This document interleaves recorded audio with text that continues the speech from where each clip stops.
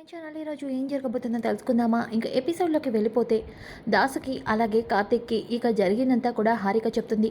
ఆ మాటలు విన్న దాసు ఒక్కసారిగా షాక్ అయిపోతాడు. ఇక హారిక, చూడు కార్తిక్, నువ్వు నిజాన్ని దాచిపెట్టి సుమిత్ర గారిని కాపాడాలి అనుకుంటున్నావు. కానీ నువ్వు నిజం చెప్పకుండా దీప బోన్ మ్యారోని సుమిత్ర గారికి మనం ఎలా ట్రాన్స్ప్లాంట్ చేయగలం చెప్పు. జోష్నకి అప్పుడైనా డౌట్ వస్తుంది, అలాగే దశరథ గారికి కూడా డౌట్ వస్తుంది. అప్పుడు ఎలా ఈ ప్రాబ్లం నుంచి బయటపడగలం? డాక్టర్, ఈ ఆపరేషన్ జరిగేలోపు అత్తకి అలాగే ఇంట్లో వాళ్ళందరికీ కూడా దీపే ఆ ఇంటి వారసురాలని తెలిసేలా చేస్తాను. ఆపరేషన్కి ఏ ప్రాబ్లం కానివ్వను. టైం ఉంది కాబట్టి నేను ఎలా అయినా సరే ఇంట్లో అందరికీ నిజం తెలిసేలా చేస్తాను. మీకేమీ రిస్క్ ఉండదు అని చెప్పి కార్తీక్ అంటాడు. ఇక దాసు, అంటే ఈ డాక్టర్కి దీపే అసలైన కూతురని తెలుసన్నమాట. కార్తీక్తో చేతులు కలిపే జోష్నతో ఈమెలా మాట్లాడిందా అని చెప్పేసి అనుకుంటూ ఉంటాడు. ఇక కార్తీక్, చూశారుగా హారిక గారు, ఈయన మా దాసుమావయ్య. ఈయనకి జరిగిందేంటో అసలు దీప ఇంటి వారసురాలలో తెలుసు కాబట్టి ఈయన తిరిగి వచ్చారు కాబట్టి ఇక ఏ సమస్య ఉండదు. నేను చెప్తున్నాను కదా, మీరు ఏ ఆలోచనలు పెట్టుకోమాకండి అని చెప్పేసి, కార్తీక్ మావయ్య, నీ అనుమానాలన్నీ తీరాయి కదా? తీరింది కార్తీక్, ఇప్పుడు నా మనసు ప్రశాంతంగా ఉంది అని చెప్పేసి అంటాడు. హారిక గారు, ఎలా అయినా సరే మా సుమిత్ర వదిని బ్రతికించండి, అలానే మా దీపక్ కూడా ఏమీ కాకుండా చూసుకోండి అని చెప్పేసి అంటాడు. ఇక హారిక, కార్తీక్, దీప గురించి ఇంత నువ్వు చెప్పలేదా అని అనగానే, డాక్టర్ గారు, నేను ఆ విషయం గురించి మాట్లాడతానులే అని చెప్పేసి దాసిని తీసుకొని కార్తీక్ బయటకైతే వస్తాడు. ఇంకా ఒక పక్కన జోష్న అయితే ఇంటికైతే వెళ్తూ ఉంటుంది. ఇక వెళ్తున్న జోష్న అయితే ఆలోచిస్తూ ఉంటుంది, అసలు హారిక గారు బ్లడ్ శాంపిల్స్ విషయంలో నిజం చెప్తుందా అబద్ధం చెప్తుందా? నిజంగానే నేను మా మమ్మీ కూతుర్నా? నాకెందుకు నిజం కాదేమో అనిపిస్తుంది. నేను ఆ ఇంటి వారసురాల్ని కాదేమో అనిపిస్తుంది. గ్రాని చెప్పిన మాటల వల్ల నాకు అలా అనిపిస్తుందా, లేకపోతే నిజంగానే నేను ఆ ఇంటి వారసురాలనా? ఒకవేళ నేనే వారసురాలు అయినప్పుడు ఇక నాకు ఏ ప్రాబ్లం లేనట్టే కదా. అవును, నేనే ఇంటి వారసురాలైనప్పుడు ఇక నాకు ఏ ప్రాబ్లం లేనట్టే. అవును, ఇక నేను ఆ ఆస్తి మొత్తానికి వారసురాల్ని. నేనే సుమిత్ర దశరథ కూతుర్ని. ఇక ఈ విషయంలో ఎవరు నన్ను ఏమీ చేయలేరు అని జోష్న మనసులో అనుకుంటుంది. ఇంకా జోష్న అలాగే ఇంటికైతే వచ్చేస్తుంది. ఇక ఒక పక్కన దాసు అలాగే కార్తీక్ ఒక ప్లేస్లో అయితే ఆగుతారు.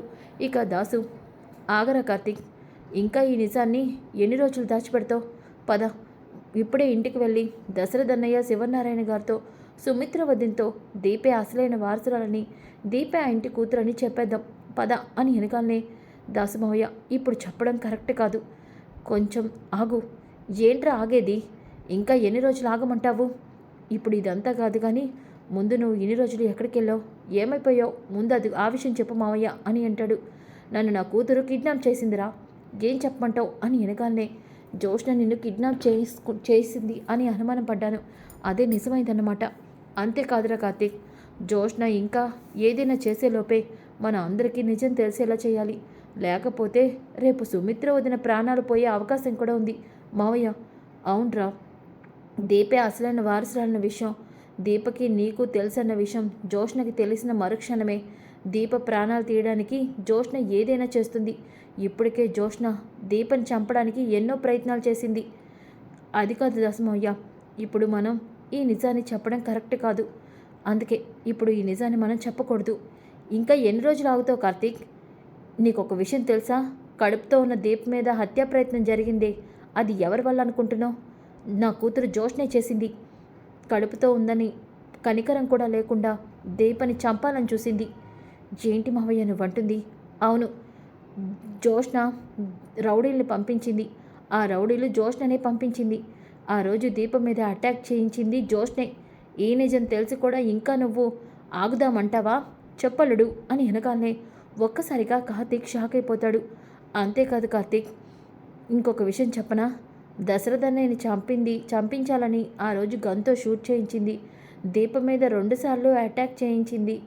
అలాగే ఇప్పుడు కూడా సుమిత్ర వదిన ప్రాణాలు తీయడానికి కూడా జోష్న వెనకాడదు. అందుకే జోష్న గురించి అందరికీ నిజం తెలియాలి. ఇప్పుడే ఆ నిజాన్ని నేను అందరి ముందు బయట పెడతాను. ఏంటి మావయ్య నువ్వంటుంది? నువ్వు చెప్తుందంతా అవును కార్తీక్, ఇన్నాళ్ళు జోష్న నా ప్రాణాలు తీయాలనుకుంది నిజం బయటపడకూడదని. నేనే తన కన్న తండ్రినన్న విషయాన్ని బయట పెడతానన్న ఇదితో నన్ను చంపాలని చూసింది అనుకున్నాను. కానీ జోష్న తను అనుకున్నది సాధించడం కోసం ఎంతకైనా తెగుస్తుంది. చిన్నప్పటి నుంచి దశరథ్ అన్నయ్య తన కన్న తండ్రి కాకపోయినా పెంచిన తండ్రి. ఆ ప్రేమ కూడా లేకుండా దశరథ్ అన్నయ్యని గన్తో షూట్ చేయించింది నా కూతురు. ఏంటి మామయ్య నువ్వంటుంది? అవునరా కార్తీక్, ఆ రోజు దశరథ్ అన్నయ్యని చంపించాలనుకుంది. దశరథ్ అన్నయ్యని గన్తో షూట్ చేయించింది జోష్నే. దీప మీద ఆ నేరాన్ని నెట్టి జీవితాంతం దీపని జైలుకి పంపించాలని చూసింది. ఇప్పుడు సుమిత్ర వదిన విషయంలో కూడా జోష్న అదే పని చేస్తుంది. తను అనుకున్నది సాధించడం కోసం ఎదుటి వాళ్ళని ఎలాంటి పరిస్థితికైనా దిగజారుస్తుంది. అందుకే జోష్న గురించి ఇప్పుడే అందరి ముందు నిజం బయటపెట్టాలి. లేకపోతే రేపు సుమిత్ర వదిన కూడా జోష్న ఏదైనా చేస్తుంది. మావయ్య నువ్వంటుంటే నాకు నిజమే అనిపిస్తుంది. కానీ ఇప్పుడు మనం అందరి ముందు నిజం బయట పెడితే నమ్మించడానికి మన దగ్గర ఏ సాక్ష్యం లేదు. ఎందుకంటే జోష్న బ్లడ్ శాంపిల్స్ మ్యాచ్ అయినని నేనే హారిక గారితో చెప్పించాను. అలాంటప్పుడు తాత కానీ అత్త కానీ ఎవరు కూడా మన మాటల్ని నమ్మరు. నమ్మేది ఒక్కరు మాత్రమే. ఎవరు మన మాటలు నమ్ముతారు? నేను అని దశరథ అంటాడు. ఒక్కసారిగా కార్తీక్ అలాగే దాసు ఇద్దరు కూడా షాక్ అయి వెనక తిరిగి చూస్తారు. అక్కడ దశరథ నిలబడతాడు. నిలబడిన దశరథని చూసి ఒక్కసారిగా కార్తీక్ దాసు షాక్ అవుతారు. దశరథనయ్య నువ్వా? మావయ్య నువ్వా? అవునరా నేనే. నేను మీ ఇద్దరు మాటలు మొత్తాన్ని విన్నాను. నా కూతురు దీప అన్న విషయం కూడా నాకు తెలిసిపోయింది. మావయ్య అవునరా, నువ్వు ప్రతిసారి ఏదో నిజాన్ని దాచిపెడుతున్నావని నా మనసు నాకు ప్రతిసారి హెచ్చరిస్తూనే ఉంది. అలాగే దాస్ కూడా నాతో ఏదో విషయాన్ని చెప్పడానికి ప్రయత్నిస్తున్నాడని, నా కూతురు జోష్న అడ్డుపడుతుందని నేను ఇన్ని రోజులు నమ్మాను. తప్పు. నా కూతురు జోష్న కాదు, దాసు కూతురు జోష్న. మావయ్య ఇంకా ఎందుకురా బుకాయిస్తూ దబాయించాలని చూస్తున్నావు? నాకు అన్ని విషయాలు తెలిసిపోయినాయి. జోష్న నా కూతురు కాదన్న విషయం నాకు తెలిసిపోయింది. మావయ్య నువ్వు అయినా ఇక్కడేం చేస్తున్నావు? మా మాటలన్నీ నువ్వు వినేసావా? వినేశాన్రా. అసలు నేను ఇక్కడికి వచ్చింది హారిక గారు ఎందుకు అబద్ధం చెప్పారో కనుక్కుందామని. కానీ ఇంతలోపే నువ్వు దాసు కనిపించారు. ఏంటి మావయ్య నువ్వంటుంది? హారిక గారు అబద్ధం చెప్పారని నాకు తెలిసిపోయిందిరా. దీప అక్కడ బ్లడ్ శాంపిల్స్ ఇచ్చిన ఫైల్ నేను చూసేశాను. మావయ్య అవును, నువ్వు నేను డాక్టర్ గారితో మాట్లాడుతున్నప్పుడు టేబుల్ మీద దీప ఫైల్ని చూశాను. దీప బ్లడ్ శాంపిల్ ఫైలు హారిక గారి దగ్గర ఎందుకుందని డౌట్ వచ్చింది. అందుకే ఆ ఫైల్ గురించి నర్సుని ఎంక్వైరీ చేద్దామని వచ్చాను. అప్పుడే నాకు నిజం తెలిసింది. దీప బ్లడ్ శాంపిల్స్ సుమిత్రకి మ్యాచ్ అయినాయని. అప్పుడే అర్థమైంది దీపే నా కూతురు అన్న అనుమానం మొదలైంది. ఆ విషయం తెలుసుకుందామనే వచ్చాను. కానీ ఇంతలో మీ ఇద్దరి మాటలు విన్నాను. నేను చాలా పెద్ద తప్పు చేశాను. నా కూతుర్ని నా ఇంటి పని మనిషిగా చూశాను. నా కూతుర్ని నా కళ్ళ ముందు పెట్టుకొని కూడా నా కూతురుతో నేను నాన్న అని పిలిపించుకోలేకపోయాను. అసలు నాకు ఇంత అన్యాయం ఎవరు చేశారు చెప్పు దాసు? నీ కూతురు నా కూతురుగా మారడానికి కారణం ఎవరు? నా కూతురు పని మనిషిగా మిగిలిపోవడానికి ఎవరు బాధ్యులు చెప్పు? ఎవరి వల్ల ఇదంతా జరిగింది చెప్పు దాసు అని అనగానే చెప్తాను అన్నయ్య. ఇదంతటికీ కారణం మా అమ్మ పారిజాతం. మా అమ్మ మీ ఇంటి కోడలైంది. కానీ తనకు ఏ రకంగానూ ఆ ఇంట్లో గౌరవం దక్కలేదన్న అహంకారం, తనకున్న గర్వం పొగరుతో మా అమ్మ నా కూతుర్ని ఇంటి వారసురాలు చేయాలని చూసింది. అందుకే పుట్టగానే బిడ్డని మార్చి మీ కన్న కూతుర్ని దూరం చేసింది అన్నయ్య అని అంటాడు. ఒక్కసారిగా ఆ మాట విన్న దశరథ అక్కడికక్కడే కుప్పకూలిపోతూ చాలా బాధపడి ఏడుస్తూ ఉంటాడు. మావయ్య ఈ నిజం తెలిస్తే నువ్వు ఇలాగే బాధపడతావని నాకు తెలుసు. అందుకే నిజం తెలిసిన దీప నేను మీ ఎవరికి నిజం చెప్పకుండా మీతో పాటు ఆ ఇంట్లో ఉంటున్నాం. అంటే నా కూతురు దీపకు కూడా నిజం తెలుసా? తెలుసు మావయ్య. అందుకే దీప తన కన్నతల్ని ఎలా అయినా బ్రతికించుకోవాలని, ఆపరేషన్ జరగాలని తన బ్లడ్ శాంపిల్స్ని ఇచ్చింది హారిక గారికి. అయ్యో నా కూతురికి నేను కానీ సుమిత్ర కానీ మా నాన్న కానీ ఏ రోజు ఏమీ చేయలేదు. కానీ మా కూతురు మా కోసం ఇన్ని త్యాగాలు చేసిందా అని దశరథ చాలా ఎమోషనల్ అవుతూ ఉంటాడు. ఇంకా ఒక పక్కన శ్రీధర్ అయితే ఇక ఇంటికైతే వస్తాడు. అరగాలనే కావేరి ఏమండి కాఫీ అన్న తీసుకురానా అని అనగాలనే శ్రీధర్ ఏమీ మాట్లాడు. ఇక కావేరి ఏమైందండి? స్వీట్స్ తీసుకొని అక్క వాళ్ళ ఇంటికి వెళ్తానన్నారు. స్వీట్స్ దీపకి ఇచ్చారా? దీప స్వీట్స్ తిన్నదా? ఏంటండి ఏమడిగినా సమాధానం చెప్పరు అని వెనకాలనే ఇక శ్రీధర్ మాత్రం మౌనంగా ఉంటాడు. ఏవండి మిమ్మల్ని అడిగేది కావేరి చెప్పు అంటే ఇంతసేపు నేను మీతో మాట్లాడుతున్నవి మీరు వినలేదన్నమాట. ఏమైందండి ఎందుకు అలా ఉన్నారు? అక్క మళ్ళీ మీతో గొడవ పడిందా? లేదు కావేరి. మరేమైంది? దీప కావేరికి గొడవైంది, వాళ్ళిప్పుడు మాట్లాడుకోవట్లేదు. ఏంటండి మీరు అంటుంది? దీప మీద అక్క కోప్పడిందా? అసలు దీపతో అక్క మాట్లాడకపోవడం ఏంటి?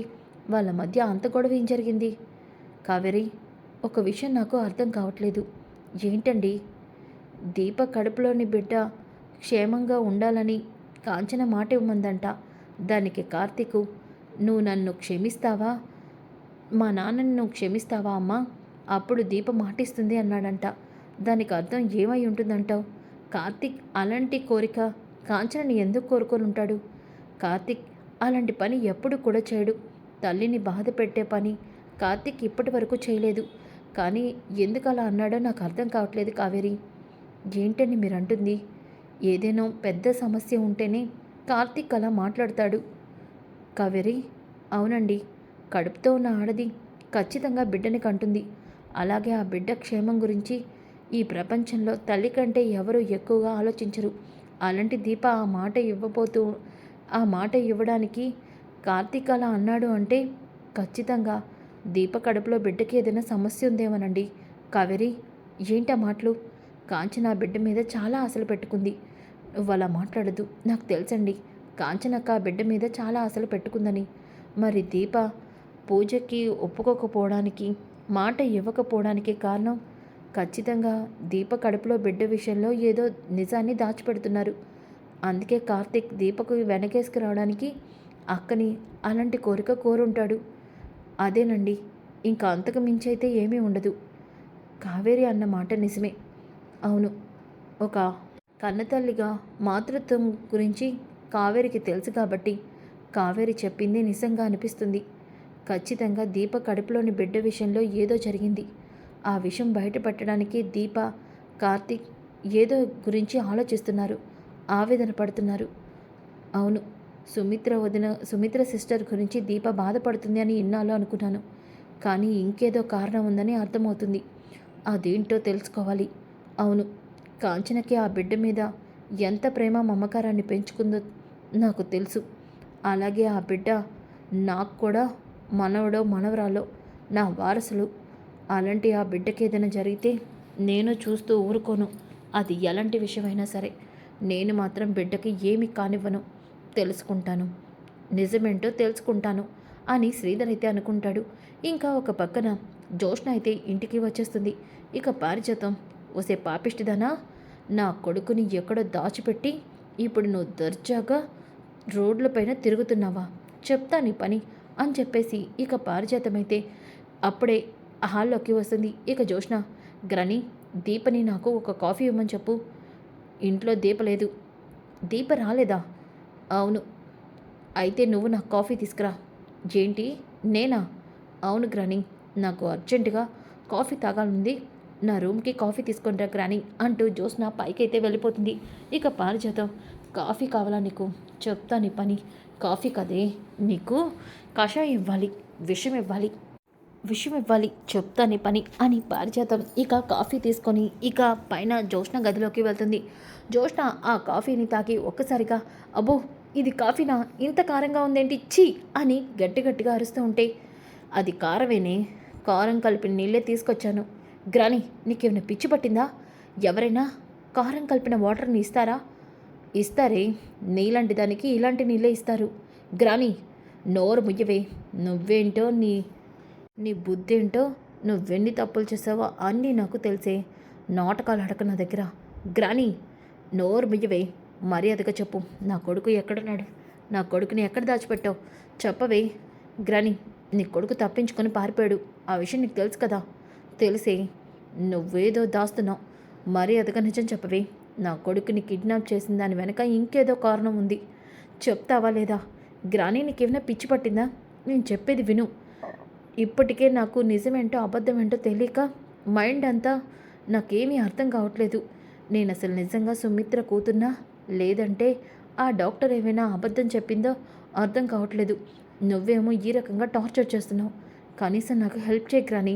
అమ్మమ్మ, ఎన్ని నాటకాలే, నీకంతా తెలుసు. కావాలని నాటకాలు ఆడుతున్నావు. గ్రాని, అవునే, ఎప్పుడైతే సుమిత్ర బ్లడ్ నీ బ్లడ్ మ్యాచ్ అయిందో అప్పుడే నాకంతా అర్థమైపోయింది.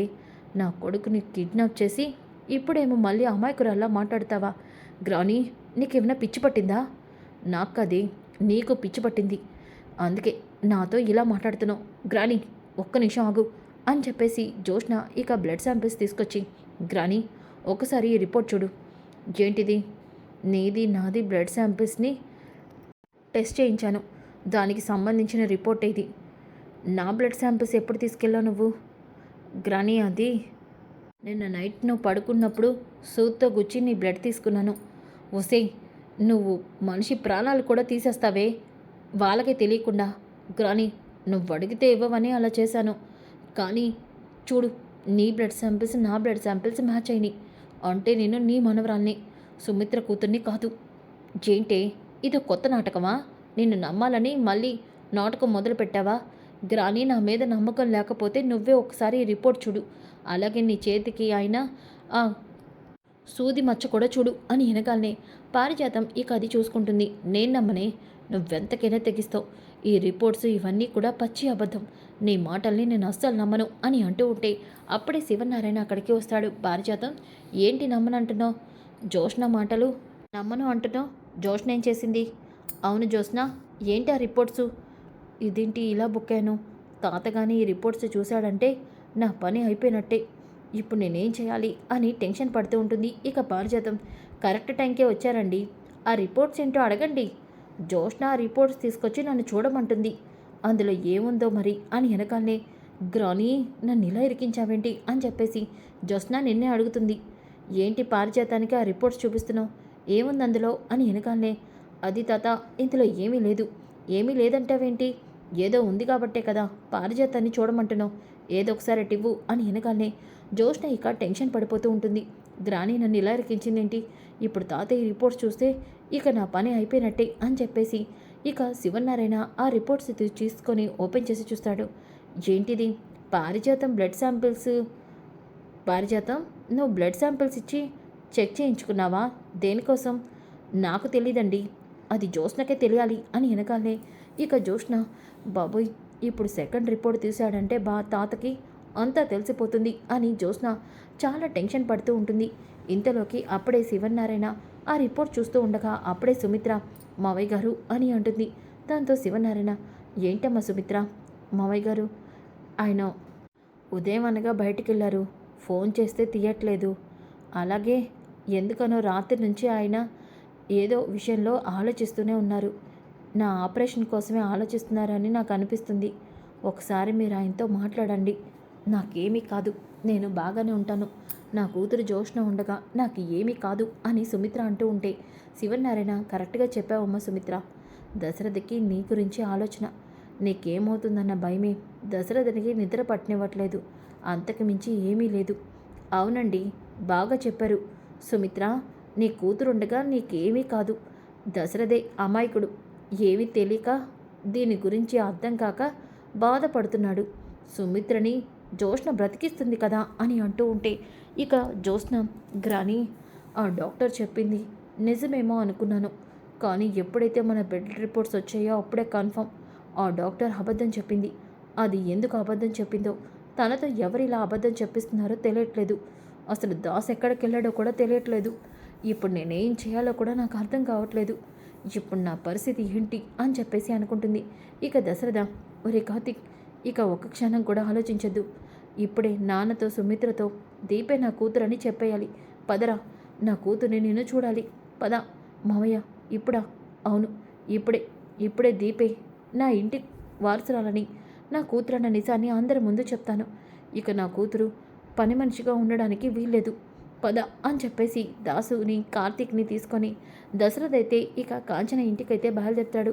ఇక ఒక పక్కన దీప అయితే, బావేంటి ఇంకా రావట్లేదు, అక్కడ అమ్మ భోంచేసిందో లేదో, నేను లేట్ అయ్యేలా ఉంది, నేనే వెళ్తాను అని చెప్పేసి దీప ఇక ఆటోలో శివనారాయణ ఇంటికైతే బయలుదేరుతుంది. ఇక కాంచన, చూసావా అక్క, నా మాట వినకుండా దీప ఎలా ఆటోలో వెళ్తుందో. చెల్లమ్మ, నీకు తెలుసు కదా, సుమిత్రమ్మ అంటే దీపకి చాలా ఇష్టం. తెలుసక్క. కాకపోతే దీప కడుపులో బిడ్డ గురించైనా ఆలోచించాలి కదా! ఏంటో దాని ప్రేమ వచ్చినా తట్టుకోలేము. దానికి బాధ వచ్చినా తట్టుకోలేం. అత్తగారి అయినా తల్లివైనా నువ్వే అర్థం చేసుకోవాలి చెల్లెమ్మ అని అంటుంది. ఇంతలోకి కార్తీక్ అలాగే దశరథ దాసు ఇంటికైతే వస్తారు. ఇక అనసూయ దస్ అనసూయ కాంచన అన్నయ్య నువ్వేంటి ఇలా వచ్చావు? దాసన్నయ్య ఇన్ని రోజులు ఏమైపోయావు? నీ కోసం పిన్ని అందరూ చాలా కంగారు పడ్డారు. అమ్మ కాంచన దీప ఎక్కడా? దీపేదమ్మా అని అంటూ ఉంటే ఏమైందన్నయ్య? దీపనెందుకు అడుగుతున్నావు? ఏం లేదు. అమ్మ దీపేది? ఇప్పుడేరా. నేనెంత చెప్తున్నా నీ పిల్ల నా మాట వినకుండా అక్కడికి వెళ్ళిపోయింది. ఎక్కడికి? ఇంకెక్కడికి? మా నాన్న ఇంటికి. అవునా? అక్కడికే వెళ్ళిందా? సరే నేను వెళ్తున్నాను. నా కూతుర్ని నేను చూడాలి అని దశరథ్ అంటాడు. ఏంటన్నయ్య? ఏమైంది? దీప గురించి అడిగావు, ఇప్పుడేమో నీ కూతుర్ని చూడాలంటున్నావు. ఏం జరిగిందన్నయ్య? జోష్నకి బాగానే ఉంది కదా? అంటే అది అమ్మా నువ్వు కూడా ఇప్పుడు మాతో పాటు రావాలి. నీకు కూడా ఒక విషయం తెలియాలి అని వెనకాలనే ఏమైందిరా? అనసూయ గారు మీరు కూడా. శౌర్య ఏది? శౌర్య స్కూల్కి వెళ్ళింది బాబు. అయితే రండి అని చెప్పేసి ఇద్దరిని కూడా తీసుకొని వెళ్తారు. కాంచనకి అనసూయకి ఏమీ అర్థం కాదు. ఇక దీప అయితే ఆటోలో శివనారాయణ ఇంటికైతే వచ్చేస్తుంది. ఇంతలోకి అప్పుడే దశరథ వాళ్ళందరూ కూడా ఇక కారులో అక్కడికి వస్తారు. ఇక దీప లోపలికి వెళ్తూ ఉంటే పారిజాతం ఏమా మహాతల్లి ఇప్పుడు నీకు ఉదయం అయిందా? ఇప్పుడొచ్చో? అది కాదు పారిజాతం గారు. ఏంటి అది కాదు? పని మనిషివి కరెక్ట్ టైంకి రావాలని తెలీదా నీకు? ఇంట్లో వంట టిఫిన్లు ఎవరు రెడీ చేస్తారు? అంటే పారిజాతం గారు చూడు వచ్చింది ఆలస్యం. ఇంకా ఏంటి అలా చూస్తున్నావు? నా తలంతా బద్దలైపోతుంది. ముందు జెండు బాం తీసుకొచ్చి నా తలకి రాయి అని వెనకాలనే దీప ఇక జెండు బాం తీసుకొని పారిజాతం తలకి రాస్తూ ఉంటే అప్పుడే దశరథ వాళ్ళందరూ కూడా ఇంటికి వస్తారు. ఒక్కసారిగా దశరథ దీపం చూసి ఎమోషనల్ అయిపోతూ పిన్ని అని గట్టిగా అరుస్తాడు. ఒక్కసారిగా దశరథ అరుపుకి ఇంట్లో అందరూ కూడా హాల్లోకి వస్తారు. ఇక పారిజాతం ఏమైంది దశరథ? ఎందుకలా అరిచావు? ఏం చేస్తున్నావు పిన్ని? నా కూతురుతో జెండు రాయించుకుంటావా? వెనకాలనే ఇంట్లో అందరూ కూడా షాక్ అవుతారు. సో ఫ్రెండ్స్ కమింగ్ ఎపిసోడ్ చాలా ఇంట్రెస్టింగ్గా ఉంటుంది. Don't miss. ఈ వీడియో నచ్చితే లైక్ చేయండి, షేర్ చేయండి. Thanks for watching to my channel. ఈరోజు ఏం జరగబోతుందో తెలుసుకుందామా? ఇంకా ఎపిసోడ్లోకి వెళ్ళిపోతే దాస్